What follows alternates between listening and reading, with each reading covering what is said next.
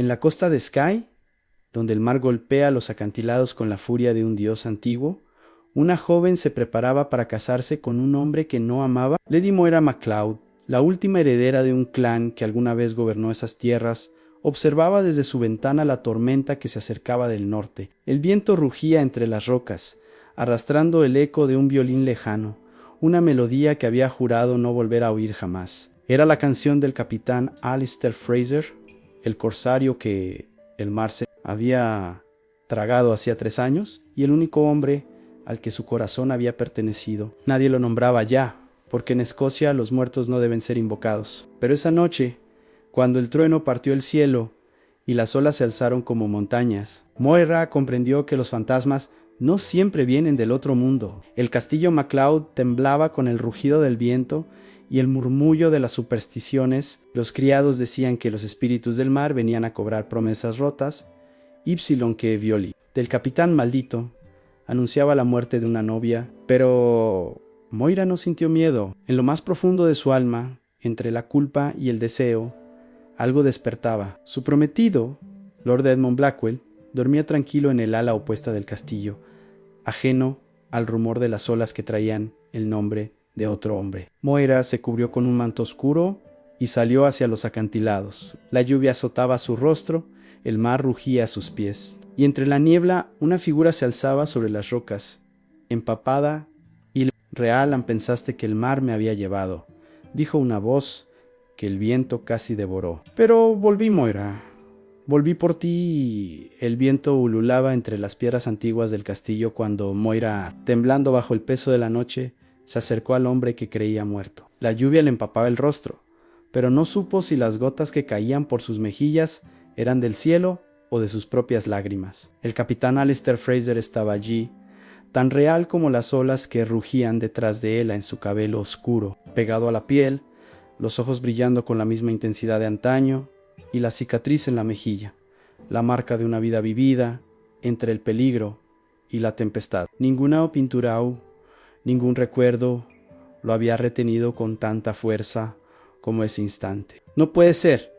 El mar te tomó, murmuró Moira con la voz quebrada. El mar nunca se queda con lo que no le pertenece, respondió él, avanzando un paso, su silueta recortada por el resplandor del rayo. El corazón de Moira latía con violencia. Quiso tocarlo, comprobar que no era un espectro nacido de su culpa o su deseo, pero él la detuvo, tomándole la muñeca con una firmeza que la estremeció. Si te toco más tiempo no podré irme, dijo.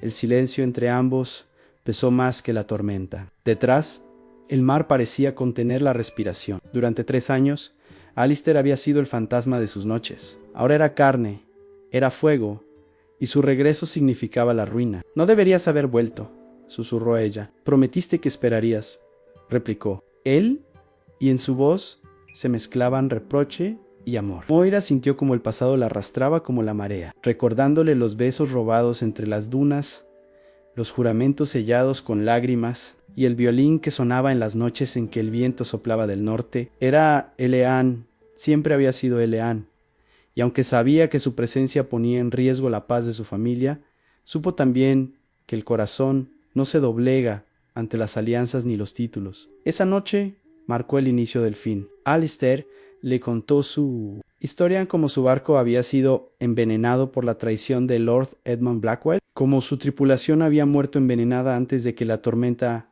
los arrastrara, y cómo él sobrevivió aferrado a los restos del mástil, jurando regresar algún día a cobrar justicia. Cada palabra era un golpe que arrancaba las raíces del compromiso que la mantenía unida al inglés. Moira lo escuchaba con el alma desgarrada, atrapada entre la lealtad y el amor. Sabía que si Lord Blackwell descubría la verdad, lo destruiría todo a su familia, su clan y quizá al propio Alistair. Pero el fuego ya se había encendido. Esa misma madrugada, incapaz de resistir la necesidad de verlo de nuevo, Moira descendió por el acantilado hasta la cueva donde él se ocultaba. La luna apenas iluminaba las rocas húmedas, y el mar, en calma momentánea, parecía guardar su secreto. Allí, entre ecos y sombras, Alistair sacó un pequeño cuaderno de cuero en su diario. Lo encontré entre los restos del naufragio. Prueba, y tu salvación, Amora, lo tomó con manos temblorosas. Al abrirlo, reconoció su propia historia escrita entre líneas de sal y sangre en su nombre. Su voz, sus cartas nunca enviadas. Entre aquellas páginas se escondía no solo la verdad del crimen de Blackwell, sino también la prueba de un amor que el mar, por más que rugiera, jamás había podido ahogar. El amanecer llegó cubierto de niebla espesa y gris, como un sudario extendido sobre los acantilados en Moira. No durmió. Había pasado la noche leyendo las páginas empapadas del diario una por una, hasta que el sol comenzó a filtrarse entre los pliegues del horizonte. Cada palabra escrita por Alistair era una herida abierta en la descripción del veneno que Lord Blackwell había ordenado colocar en las provisiones. Los nombres de los hombres muertos, las coordenadas del naufragio, los sellos del comercio que el inglés pretendía dominar, aquello era más que una confesión. Era una condena firmada contra el futuro esposo que su familia le había impuesto. Cuando cerró el cuaderno, Moira comprendió que su destino había cambiado para siempre. Ya no era la hija obediente de un clan derrotado. Era la heredera de una historia que debía ser contada, aunque el precio fuera su propia ruina. Salió del castillo antes de que nadie despertara, con el diario oculto bajo el manto, y bajó hacia la costa. Allí lo esperó él, entre la bruma, como una sombra surgida del mar. «Lo sé todo», dijo ella, extendiéndole el cuaderno. «Blackwell envenenó a tus hombres». Lo hizo para quedarse con las rutas del Northam. El capitán bajó la mirada, sus labios tensos. «Siempre lo supe, pero sin pruebas, el honor muere en silencio». A Moira apretó el diario contra su pecho.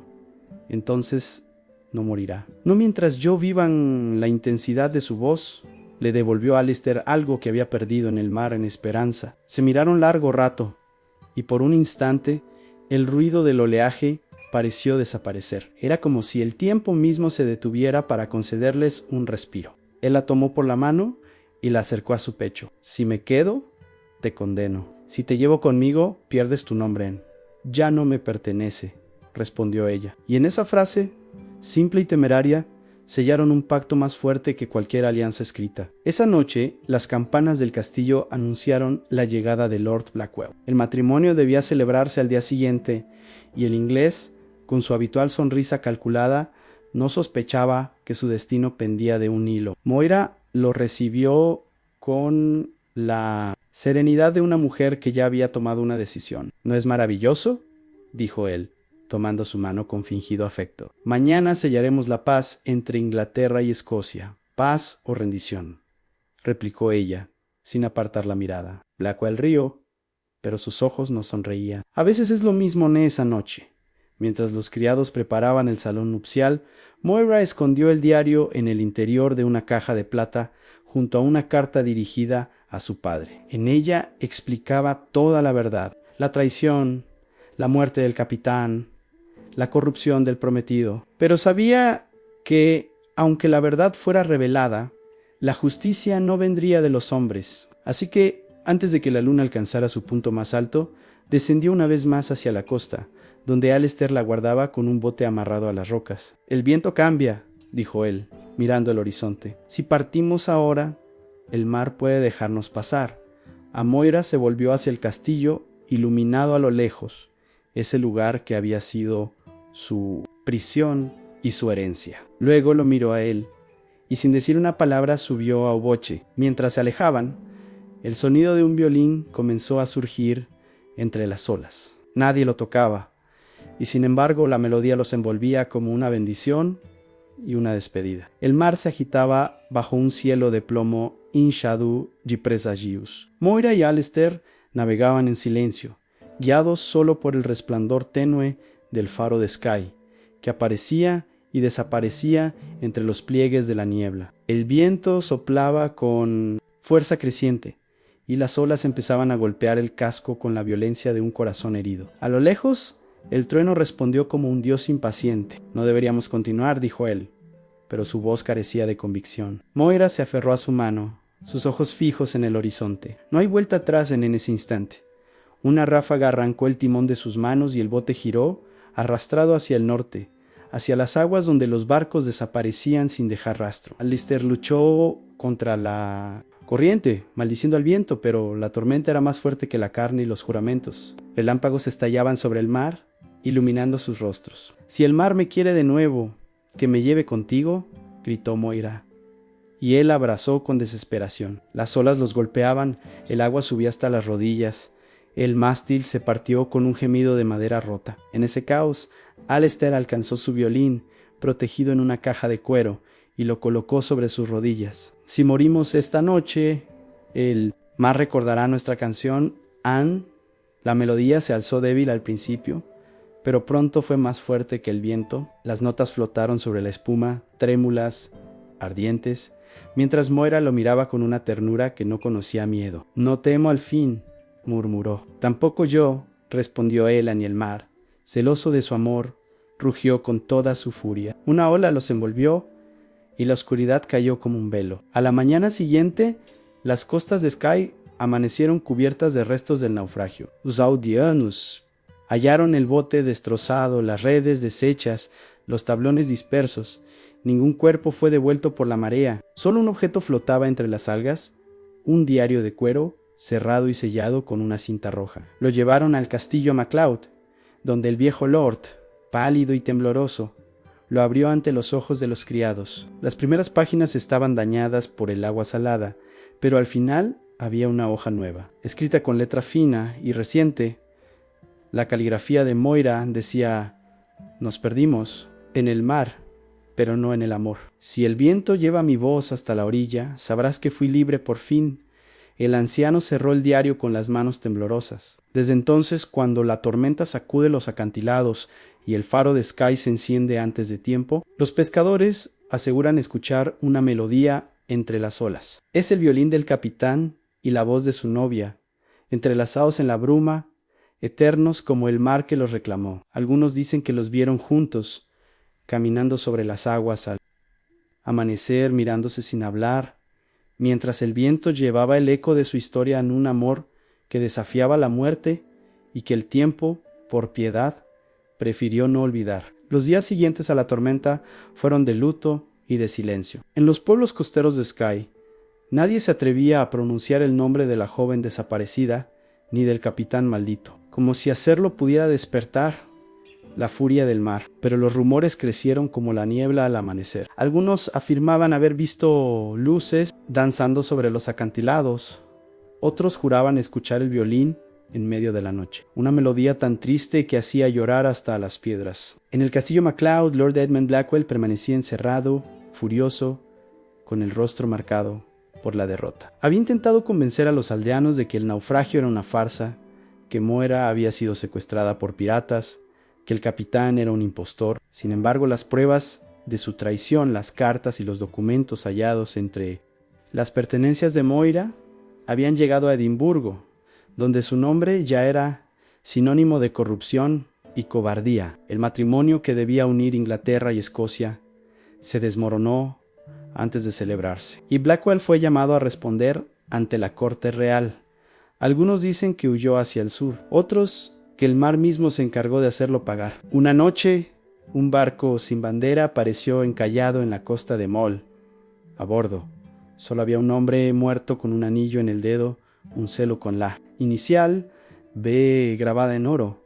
Nadie reclamó el cuerpo, nadie lloró su pérdida. Mientras tanto, el clan MacLeod renació de sus cenizas. La carta de Moira y el diario de Alistair fueron conservados como reliquias sagradas. Su historia se transmitió de generación en generación, contada junto al fuego en las noches de invierno, cuando el viento soplaba desde el norte y el mar rugía bajo la luna. Decían que Moira no había muerto, que el mar la había transformado en guardiana de las costas, que su violín acompañaba a los navegantes perdidos hasta el amanecer. Los pescadores dejaban flores sobre las rocas antes de zarpar, pidiendo su bendición, y las mujeres del pueblo enseñaban a sus hijas a escuchar el murmullo de las olas, porque entre ellas, aseguraban, se oían promesas de amor eterno. Un siglo después, el faro de Skye seguía encendiéndose solo en las noches de tormenta. Los marineros juraban ver, sobre las aguas agitadas, la silueta de un barco pequeño, con una vela blanca y una mujer de cabello rojo tocando un violín, mientras un hombre de uniforme la observaba desde el timón. Nadie pudo probarlo, pero cada AOU, el 17 de marzo, El día en que Moira debió casarse, el mar se cubre de espuma luminosa y las gaviotas callan. Los ancianos dicen que es el mar devolviendo su respeto a los dos amantes que lo desafiaron. A primavera chegou e com ela a promessa de renascimento. Sin embargo, en Skye, el aire seguía impregnado de melancolía. Los aldeanos hablaban de Moira MacLeod como si fuera una santa pagana, una mártir del amor y del mar. En Leo Castillo, las habitaciones que una vez le pertenecieron fueron selladas y nadie volvió a ocuparlas. El viejo Lord MacLeod envejeció de golpe, caminando cada atardecer hasta el borde del acantilado donde su hija fue vista por última vez. Decían que se detenía allí frente a Omagh y murmuraba algo al viento. Siempre la misma frase: «Antrátala con ternura a su muerte». Fue enterrado mirando hacia el norte, con una rosa blanca entre las manos, la misma flor que Moira llevaba en el cabello la noche en que desapareció. Con el tiempo el castillo cayó en ruinas. Las hiedras lo cubrieron, los techos se hundieron, y solo la torre donde ella solía mirar el horizonte quedó en pie. Desde allí, en las noches de tormenta, algunos aseguran ver una luz temblorosa como la de una vela que se niega a extinguirse. Nadie se atreve a subir, pero todos saben quién la enciende. Pasaron los años y la historia se transformó en leyenda, ¿no? Los poetas la recitaron en tabernas, los marineros la cantaron en los puertos y los niños crecieron temiendo y admirando a la novia del mar de Escocia. En tiempos de guerra, los soldados llevaban colgantes con su nombre grabado, creyendo que ella los protegería de las tormentas. Algunos viajeros aseguraban haber encontrado restos del violín en una playa olvidada, otros juraban haber visto al capitán Fraser cabalgando las olas al anochecer. Pero hubo un relato que perduró más que los demás el Jumfarero, solitario, que, una noche de invierno, escuchó una melodía proveniente del mar. Al asomarse, vio dos figuras caminando sobre el agua, tomadas de la mano. Ella vestía de blanco, el de azul marino. No hablaban, pero la música que los rodeaba era tan dulce que el hombre cayó de rodillas, convencido de estar ante algo sagrado. Desde entonces, cada vez que el mar se enfurece, los pescadores de Skye prenden velas y tocan violines desafinados frente a las olas,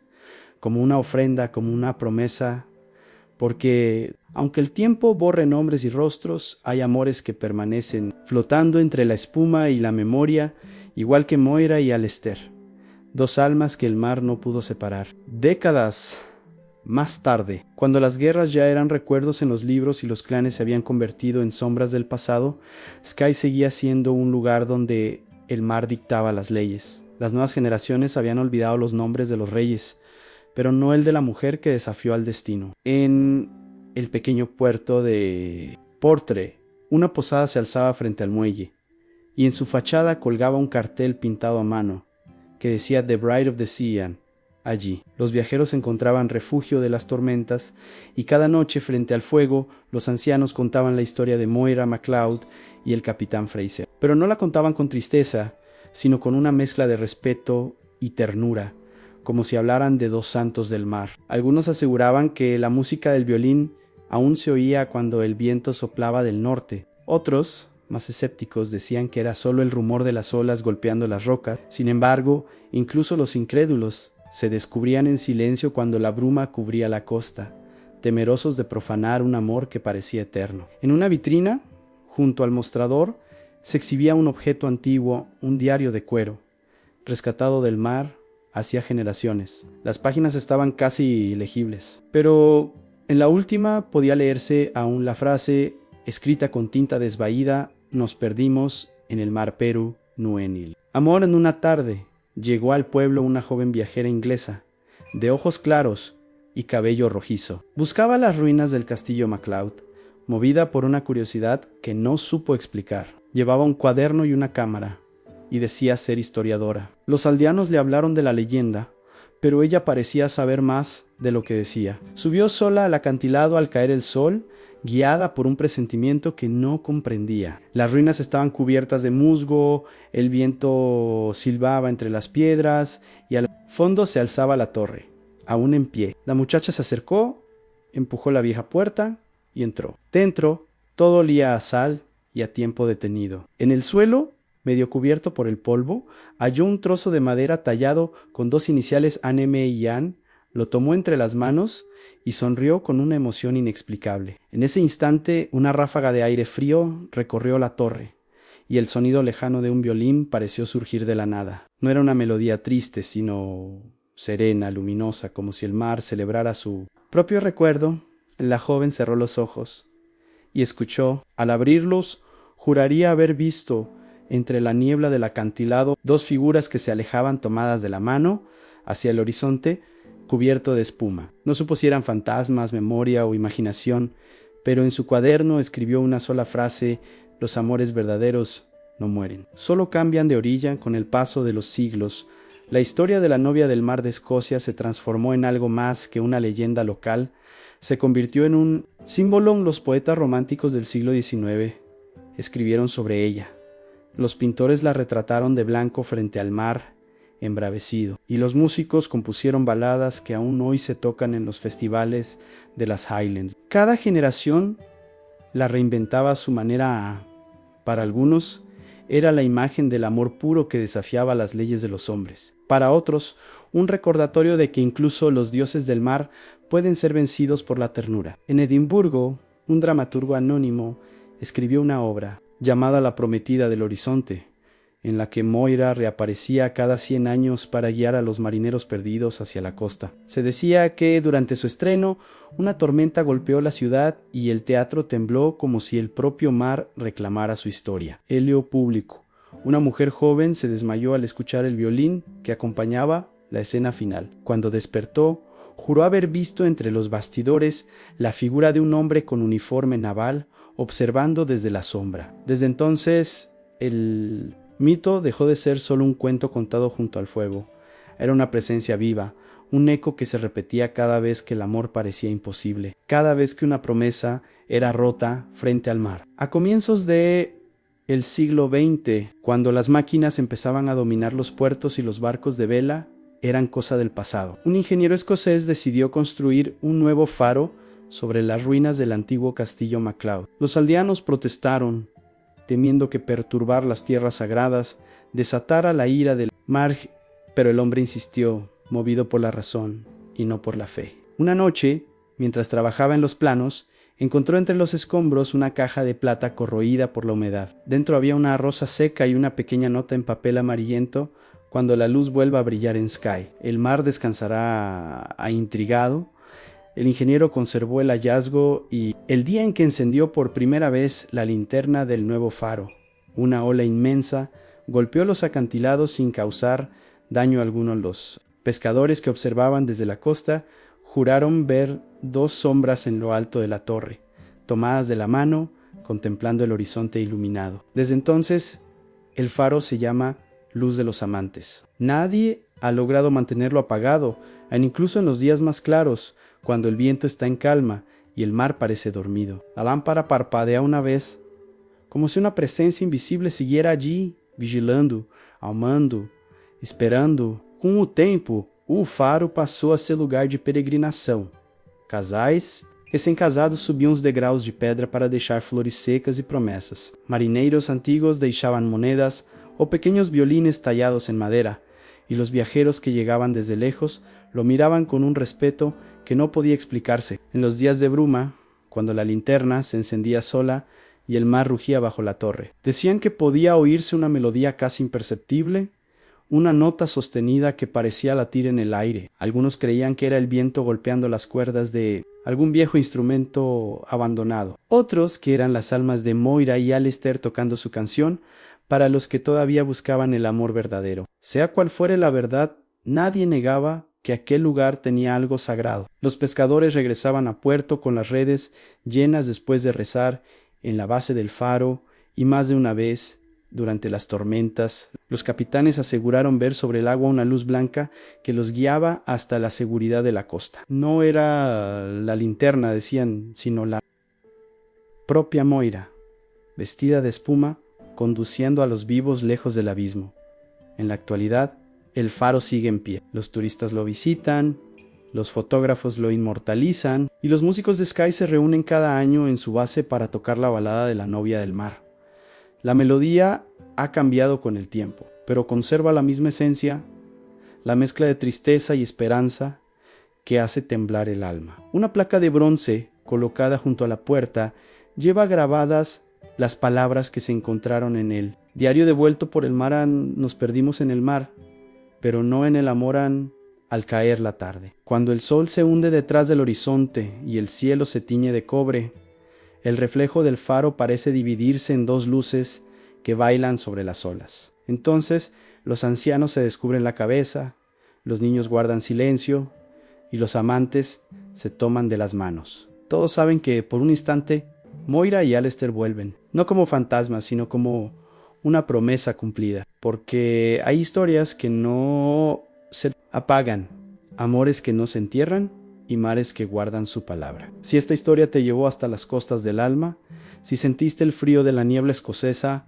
y el eco del violín que desafía al mar, no te vayas sin dejar tu huella. Suscríbete al canal y activa la campanita para seguir escuchando. Relatos donde el amor y el destino se enfrentan bajo la luz de las velas y el rugido de las olas. Cada semana publicamos nuevas historias de época, llenas de pasión, misterio y tragedia, contadas con el corazón de quien todavía cree en los amores imposibles. Tu me gusta y tu comentario nos ayudan a mantener viva la llama de estas narraciones que viajan a través del tiempo. Y si crees que los amores verdaderos no mueren, sino que cambian de orilla, como Moira y Alistair. Comparte este video con alguien que también escuche la música del mar, que nuestras voces se unan como las olas en la marea, llevando esta historia tan lejos como el viento del norte pueda alcanzarla. Gracias por acompañarnos, por sentir, por creer. Hasta la próxima tormenta, cuando una nueva historia nos recuerde